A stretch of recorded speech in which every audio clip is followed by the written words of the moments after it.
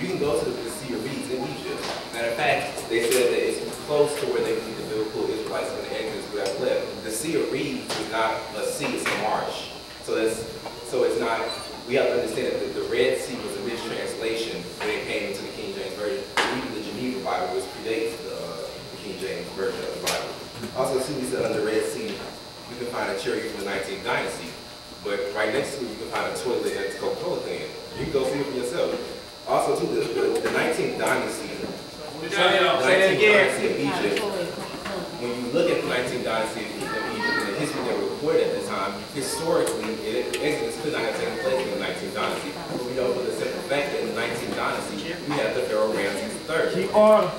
Now, Ramses III, as well as Ramses III has said that he had conquered Israel in the land of Canaan.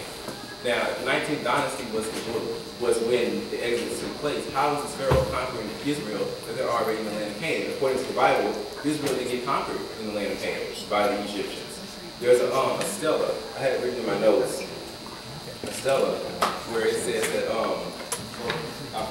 Moravata, I believe that's the first mention of Israel in Egyptian records, that they did mention Israel. And he says that while the Pharaoh, he said that he's destroying all these different nations around him, and he says that Israel is no more, his seed is perished. But when he says that this Pharaoh, Moravata, says that in Israel's telling, he says Israel is no more, his seed is perished. He mentions that they're going to conquer Israel. But when you keep reading and he's describing the nations, he says that these were nations. When he came to Israel, he said that they were just a group of nomads who lived in the desert. Because historically, the Israelites were nomads. They traveled from place to place. They only stayed and resided within Jerusalem. Now, because y'all brought this is the rebuttal round, the question and answer session. So this is just a recap, wrap it up, and then let Bart wrap it up, and then we'll deal with the questions now. Because we've had 4 rounds. So guys, I do want you guys, since you guys to get this, it translates it from even where it says the Lord, they took out the Lord, they put Yahweh right there with the written in the Hebrew. So you will see that it specifically says Yahweh, and sometimes we'll say El or Elohim. It's just really interchangeable. So you will see that. So I encourage all of you to get this. Also, two things. The last thing I want to say is Negro land in West Africa. They just said basically what I was saying, that the reason that historians or white men, whatever you want to say, says that those weren't Negroes is because he believed the Negro came from West Africa, not because he thought that they were Israelites. Hebrewism in West Africa. There were cases of Hebrews within West Africa, but if you go into if you read a book called I know you probably heard it, Simulation Between Blacks and Jews. In that book, he goes into the history that Jews, white Jews, were responsible for the slave trade in some cases. And that when they went into Africa and segregated a bunch of African tribes, the African tribes had to convert to Judaism because their slave masters were Jewish. Just like here in America, we have to convert to Christianity because our slave masters were Christian. That's in history. You know, history won't lie. And also, okay, so I do want to say that things like Babylon and Timbuktu, where Timbuktu was a Hebrew province, Hebrews built it, but then if you go into all the records, it's already in Arabic, none of it written in Hebrew. So I understand well, I won't say theology or whatever like that, but we have to read and go into actual history, actual facts, you see what I'm saying? Not just side with the history that seems good to us, you see, or that favors us. Me, when I studied the Bible, and I studied not just Egypt, but other places around West Africa, you will see that the Egyptians specifically made different, drew the people that they saw around them specifically. And in that book, not Jewish part, but I think it's the other civilization people, they will say that Ramses conquered, had war captives and turned them into slaves, and that those were the Hebrews. Well, no, then because of the book of Exodus, the Israelites did not come into Egypt as war captives. They freely came into Egypt according to the Bible. And then also too, when you see Nubians, look at the wall, you will see Nubians, you'll see them with a feather on their head, and still to this day Nubians wear a feather on their head. So you will know that those weren't Israelites, those were Nubians. So just because we see people that were slaves in Egypt does not specifically mean that they were the Hebrew slaves. You know, we have to understand. I'm not saying that Hebrews weren't slaves in Egypt. We have to understand specifically who they were. Y'all, this is the recap of Brother Malachi. So he'll recap what we've been talking about, then we'll get into the question and answer.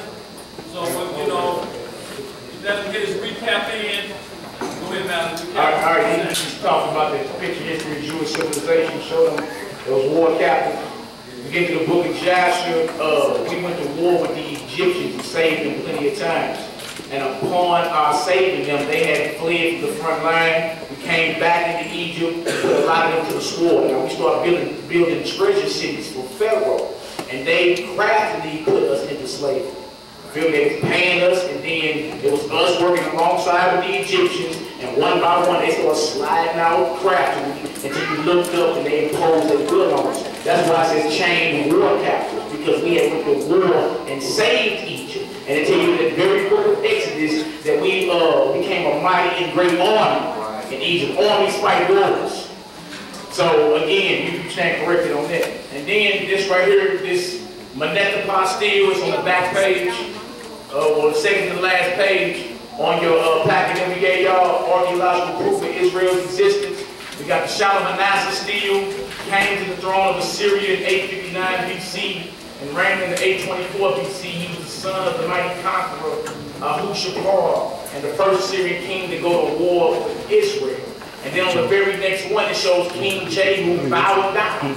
It says on each of the four sides there were 5 pounds of carvings of various kings bringing tribute to King Shalmaneser III. The second panel from the top of the openness reveals King Jehu of Israel bowing at the feet of Shalmaneser of Assyria. That's the second stela.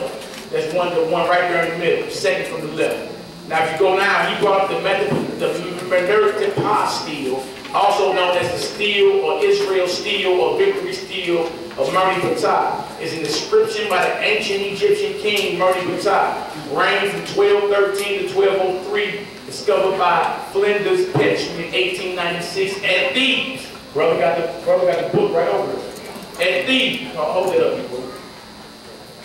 That's the actual stele right there.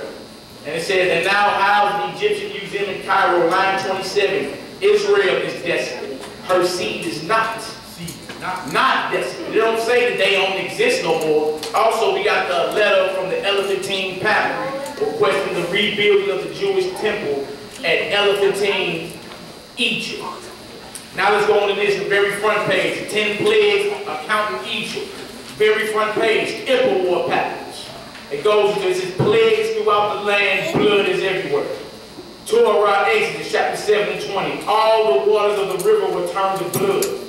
War Papyrus. Men shrink from tasting human beings and thirst after water. 7 and 24. And all the Egyptians dug around the river for water to drink. They could not drink of the water of the river. And if you jump on over, it talks about the slaves that was cast out. Second page, it says, forsooth, the children of princes are dashed against the walls. 6 and 12. Forsooth, the children of princes are cast out in the streets. The prison is ruined. He who places his brother in the ground is everywhere. And then when you read it, it's a blow-by-blow detailed account, strikingly accurate to the essence. Strikingly accurate. Behold, the fire is mounted up on high, its burning goes forth against the enemies of the land. 13 and 21 Exodus. By day in a pillar of cloud to lead them the way, and by night in a pillar of fire to give them light to go day by day. So what we did here and what this was all about was who God is God, and was the Bible plagiarized. He has not once went to his book in which the Bible was supposedly plagiarized out of. What he did was bounce around everywhere. Go into your book and show how the Bible was plagiarized out of Egypt. He has yet to prove that. He went to Psalms 120 and said something about Meshach. But see, when you're dealing with English words translated from Hebrew, you got to go into the Hebrew. It's Mawashah, a son of Japheth, and today it's Moscow. That's right, that's Russia. Russia. That's right. If you try to take your ruler from Jerusalem and go straight north, you're going to bump right into Moscow. And that's the very same piece of land that Meshach is named after. Or Mawashah, because he was trying to say that it wasn't a place. So everything he went to, from the wisdom to the Bible being stolen out of Egypt and various cultures, you have not been able to prove that not one time. Everything you went to was disproven with the Bible, and then you went everywhere else and showed you.